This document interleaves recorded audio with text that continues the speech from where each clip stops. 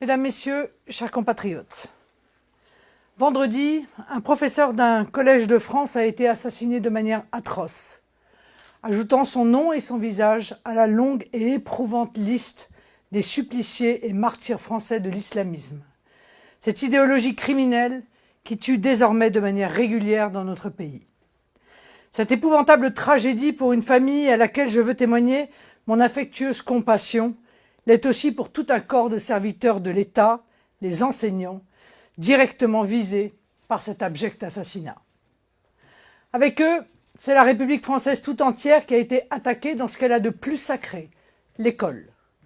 Le lieu de la promotion sociale et de l'apprentissage de la réflexion, le lieu de la culture et de la transmission. L'école, asile inviolable et sacré que le ministre républicain Jean Zay voulait à juste titre soustraire de la querelle des hommes. Plus largement, c'est la nation française tout entière qui a été frappée. En enseignant la valeur de la liberté d'expression dans toute sa complexité, mais avec un tact qui l'honore, Samuel Paty était fidèle à la vocation de l'école de la République, celle qui éveille les consciences, enseigne la nuance et conduit les enfants à une élévation de l'esprit. C'est là le rôle de l'enseignant. À côté des savoirs, amener les enfants à une capacité de critique et donc de jugement pour en faire des êtres éclairés et autonomes, des citoyens libres et réfléchis. C'est une raison supplémentaire pour chercher à comprendre si et dans quelles conditions ce professeur consciencieux a pu être abandonné par sa hiérarchie, livré à la vindicte de fanatiques religieux par certains de ses propres collègues et laissé sans protection par l'État. Ces comportements indignes qui rendent ces personnes complices du lynchage qu'il a subi et peut-être même de son assassinat ne doivent plus pouvoir se reproduire. Il faudra aussi comprendre les défaillances administratives et les responsabilités personnelles éventuelles des agents de l'État ou de services qui ont permis l'admission en France de l'assassin et de sa famille dont on savait qu'elle était liée aux terroristes tchétchènes. Personne ne peut admettre que pour la justice, l'état de droit puisse signifier la neutralisation des prérogations publiques et la déliquescence du droit, la mise en danger de la vie d'autrui et les atteintes à l'intérêt national. Pour faire la lumière sur ces faits et sur les responsabilités, je demande la mise en œuvre immédiate d'une commission d'enquête. Pour rendre hommage à M. Paty, j'ai tenu à aller me recueillir sur le lieu de son supplice. Et je demande que de nombreux établissements scolaires de France puissent porter son nom et ainsi honorer son engagement républicain. Dans son article 10, la Déclaration des droits de l'homme et du citoyen de 1789 reconnaît la liberté d'opinion et le texte ajoute « même religieuse ».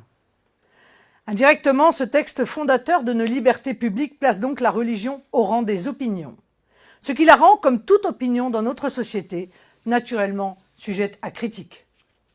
C'est pourquoi notre société, qui ne reconnaît aucune religion d'État, ignore la notion même de blasphème, qui relève donc d'une appréciation religieuse. Ces valeurs, celles de la liberté d'analyse, de jugement ou d'expression, une expression même potentiellement choquante quand il s'agit par exemple de caricatures par nature peu respectueuses, sont celles de notre République. Ce sont aussi celles de la France. Et au-delà, celles de notre civilisation, qui ont fait de la liberté individuelle, de la liberté de l'esprit, le prolongement du caractère sacré de la personne humaine.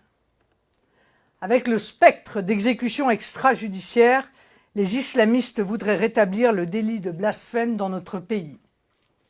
Par l'autocensure que la peur génère, nous assistons déjà à un rétablissement feutré du crime de blasphème, ce qui marque une première victoire de l'obscurantisme. Admettre cela comme un fait irréversible, ce serait commencer à admettre l'application de la charia en France. Or, même si cela est difficilement compréhensible pour les esprits imprégnés d'une vision théocratique, dans notre pays, la loi humaine s'impose sur la loi divine. Notre civilisation consacre en effet la salutaire distinction entre le temporel et le spirituel, rendre à César ce qui est à César et à Dieu ce qui est à Dieu. C'est là le fondement de notre laïcité. Principe qui, dans notre pays enclin aux guerres de religion, garantit la paix civile et religieuse. En réalité, avec ce drame de Conflans-Sainte-Honorine, la France est plongée dans une barbarie inqualifiable.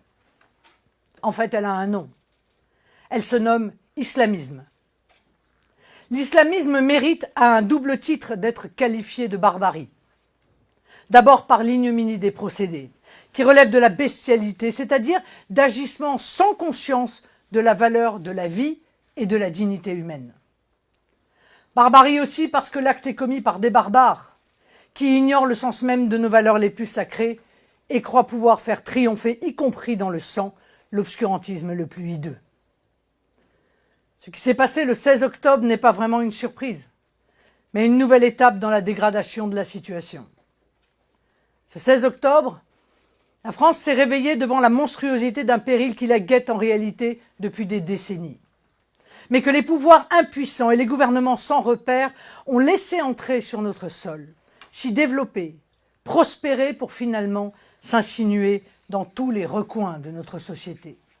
Que de temps perdu depuis les foulards de Creil, qui étaient les premiers étendards d'un islamisme scolaire, et depuis les Kelkal et les Méras, qui en furent les premiers emblématiques exécuteurs. Faut-il citer toutes les atteintes à notre pacte républicain que des pouvoirs pusillanimes ou moralement corrompus ont admis sous la pression des islamistes? Dans ce défi, où la règle est de faire reculer la République, chaque revendication satisfaite appelle une revendication supplémentaire. En ces tragiques circonstances, le romancier algérien Boualem Sansal a tenu à nous rappeler que la menace à laquelle la France a affaire ne procède pas de la dérive individuelle de quelques illuminés, et encore moins de quelques déséquilibrés, mais d'une offensive organisée, d'une idéologie criminelle, un État sans territoire, nous dit-il, sans frontières, qui a déclaré la guerre au monde entier, aux musulmans laïcisés, aux juifs, aux chrétiens ou aux athées, avec l'objectif d'imposer partout un implacable ordre théocratique. Avons-nous compris que les meurtres de masse du Bataclan ou de Nice, les attaques ciblées contre nos militaires, nos policiers, les atroces assassinats d'un prêtre ou d'un chef d'entreprise et aujourd'hui d'un enseignant constituent une déclaration et des actes de guerre que nos dirigeants ont toujours cherché à minimiser. Décennies durant, 2 fautes et peut-être 2 crimes contre la nation ont été commises.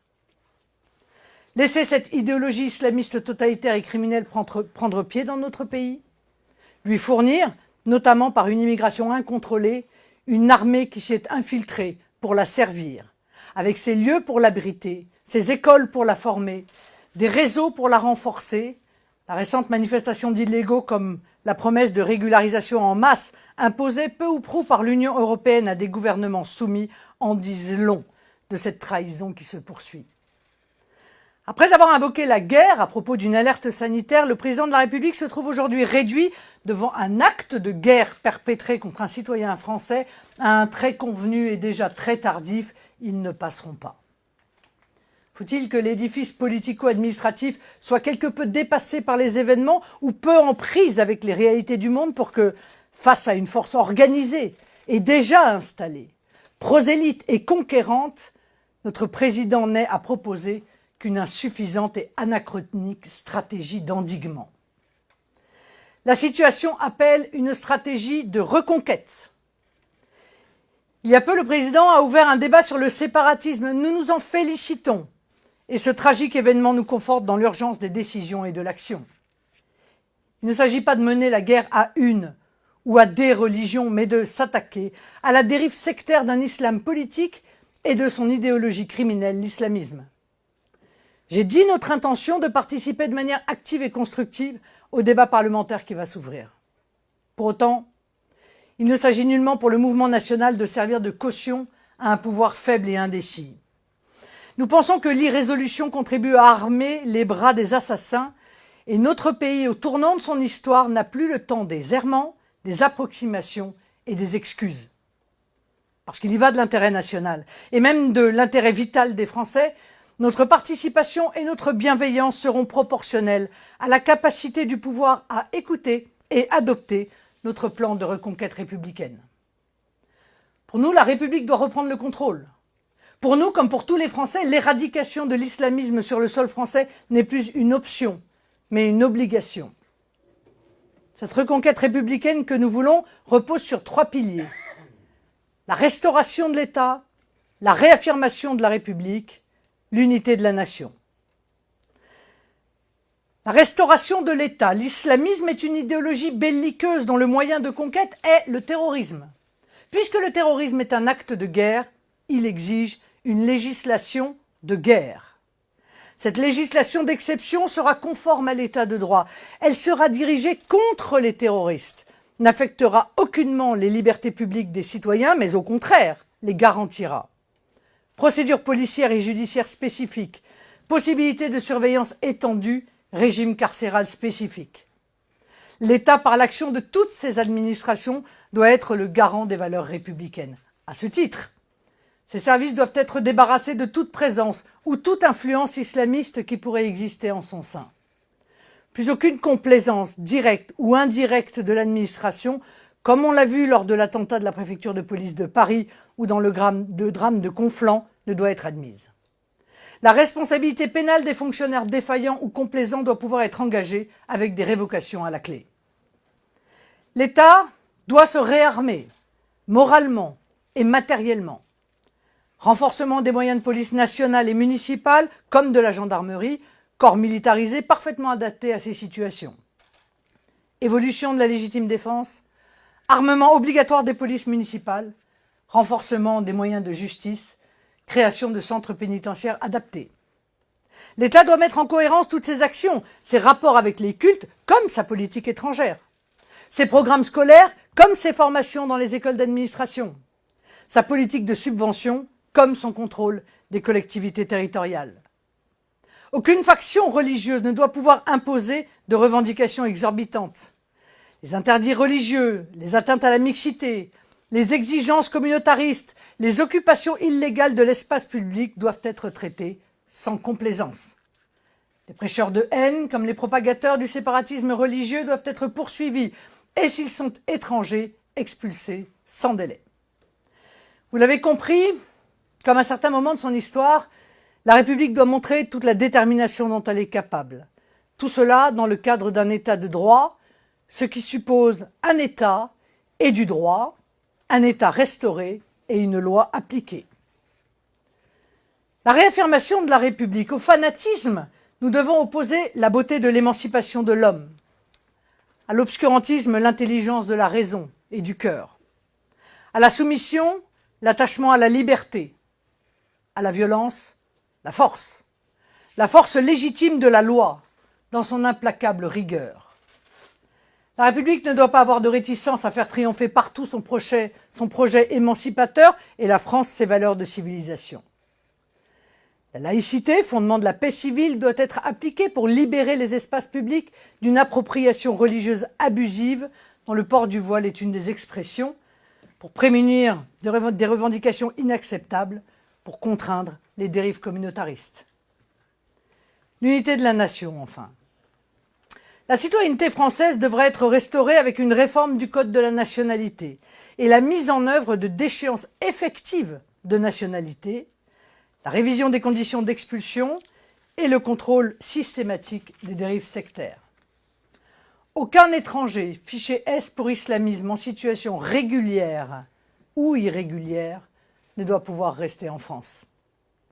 Un binational fiché S pour islamisme doit être déchu de sa nationalité et renvoyé.